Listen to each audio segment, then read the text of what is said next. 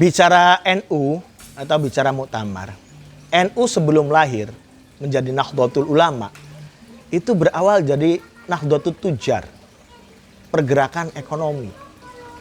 Karena di masanya ketika itu memang ekonomilah yang menjadi kebutuhan warga NU atau masyarakat Indonesia secara keseluruhan. Bicara menghidupkan lagi konsep-konsep Gus Dur, saya amat sangat sepakat. Ketika itu Gus Dur sudah membuat satu formula kerjasama NU dengan Bank Nusuma. Sekalipun Bank Sumanya sudah dinyatakan likuiditas ya. Bank Sumanya, sorry. Tapi Bank Nusumanya sampai hari ini masih hidup. Itu betapa kita melupakan apa yang sudah digagas oleh Gus Dur kerjasama dengan Bank Suma waktu itu. Bank Nusumanya masih ada 37 cabang. Di antaranya di Pondok Pesantren Tebu Ireng. Nusumanya masih eksis, masih berdiri. Sementara Bank Sumanya sendiri tahun 97 kalau tidak salah, Pak Edward William ya pemiliknya itu sudah tutup. Nah ini satu bukti bahwa pemberdayaan ekonomi di warga NU itu sangat bisa dijalankan. Sirkulasi ekonomi perbankan Nusuma seperti apa? Bagus, sampai hari ini dinyatakan sehat. Dinyatakan sehat. Asetnya berapa? Nah, kalau bicara aset saya kurang paham. Tetapi kita bisa gambarkan dari 37 cabang tentunya ini juga tidak kecil asetnya. Jadi apa yang hari ini digagas atau menjadi pertanyaan Om Toro tadi, bagaimana dengan konsep Ketua Umum PBNU yang baru, saya pikir ini sangat relevan di era sekarang ini di mana faktor paling utama dari problem masyarakat Nahdien adalah faktor ekonomi.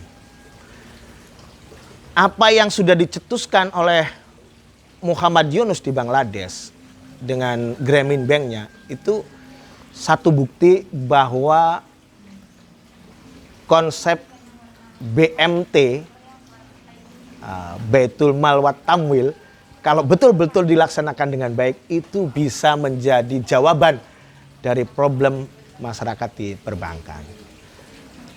Jadi di NU itu, hasil keputusan muktamar soal bunga bank sendiri, ini pasti akan menjadi polemik, Pak Ditoro.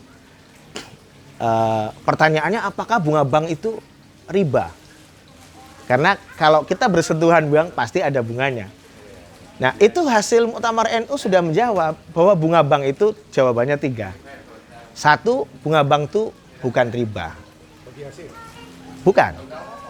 Bunga bank itu bukan riba karena latar belakang dulu riba dengan sekarang konteks perbankan dalam lembaga itu berbeda. Kalau dulu tuh lebih kayak tengkulak gitu ya. Rentenir, rentenir. Jadi antara individu aja. Jadi riba itu gambarannya di pasar, kemudian ada meja, orang minjamkan uang secara pribadi. Sementara hari ini bank itu lembaga yang juga butuh operasional, menggaji karyawan, buat kertas, buat dan lain-lain. Sehingga bunga bank bukan dalam kategori riba. Tetapi memang bagian karena ini lembaga yang harus dihidupkan. Yang kedua, kenapa juga bukan riba? Karena hari ini perbankan tuh sudah sangat familiar di masyarakat dan sesuatu yang tidak bisa dihindari. Kalau kita menghindari perbankan, maka kita menyusahkan hidup kita sendiri. Apa kita mau pakai wesel pos kayak dulu ngirimnya yang justru lebih lama dan lebih ada biayanya, sementara bank kita cukup dengan ini, kita nggak kena biaya apa-apa. Itu satu hal yang tidak bisa dihindari.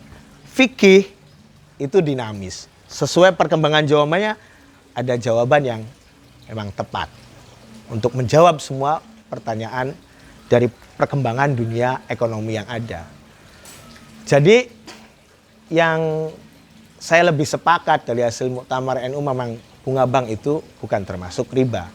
Sekalipun ada ulama NU juga yang menyatakan bunga bank juga termasuk riba karena dalam kaidah fikihnya kalau minjem 100 ya harus balikin 100, minjem 1000 harus balikin 1000, tidak ada lebihnya. Lebihnya itulah yang dinamakan riba. Itu yang berpendapat bahwa bunga bank itu riba. Nah, ya sebentar. Oke, pertanyaan ini baik sekali. Nanti akan saya jawab, tapi saya akan tuntaskan yang ketiga itu syubhat. Jadi nggak jelas lah ini haram atau halal sehingga syubhat. Tetapi semua pendapat lebih banyak kepada bahwa bunga bank itu bukan riba. Nah, adapun hari ini ada perbankan syariah. Saya pikir perbankan syariah itu sama dengan konvensional, hanya landasan dasar hukum saja yang berbeda yang menggunakan bahasa-bahasa fikih. Tapi pada prinsipnya itu dijalankannya sama dengan konvensional, bahkan terkadang perbankan syariah ini bunganya ada yang jauh lebih tinggi dari konvensional. Ketika saya bertanya, kok apa ini nggak lebih memberatkan ke nasabah? Bilangnya ya bukan itunya, tapi kan akadnya yang benar. Tapi justru di masyarakat kan justru yang tidak memberatkan yang dipilih. Jadi buat saya perbankan syariah itu hanya label saja, Pada dasarnya karena juga rasio kesehatannya tetap ukurannya BI, ya jatuhnya sama juga kayak konvensional. Menurut saya begitu. Kalau istilah bagi hasil itu sendiri sama konsepnya dengan riba. Jadi bagi hasil itu kan harus melalui proses tawar-menawar. Dalam bahasa Al-Quran ada antarodin minhuma, kerelaan. Ketika kita meminjam uang ke perbankan syariah, pertanyaan saya, adakah tawar-menawar itu terjadi? Saya pikir tidak. Pasti kalaupun dilakukan tawar-menawar, pada akhirnya lo mau segitu silakan, lo nggak mau nggak bisa. Nah, itu apa bedanya dengan konvensional? Saya pikir sama saja. Jadi tawar-menawar itu pun kalau terjadi hanya sebagai formalitas saja tentunya. Jadi nggak ada manfaatnya juga ya? Bank syariah Ya, secara agama lah. kalau manfaat tetap ada. Bagaimanapun masyarakat membutuhkan fasilitas perbankan. Tetapi konsep syariah ini belum dijalankan dengan baik menurut saya di perbankan syariah. Mungkin yang bisa menjalankannya justru koperasi atau BMT. Karena tidak terikat dengan aturan dari BI. Artinya bisa saja bagi hasilnya sesuai kesepakatan kalau koperasi atau BMT. Kalau perbankan pasti tidak bisa karena ukurannya dari BI.